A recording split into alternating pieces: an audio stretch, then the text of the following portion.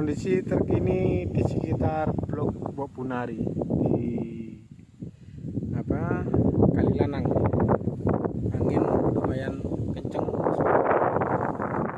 aliran aman, hujan juga sudah reda, Semeru juga mulai nampak, dan kayaknya ini ada letusan ini.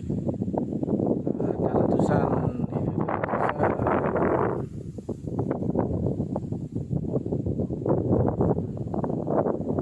ini lumayan kencang.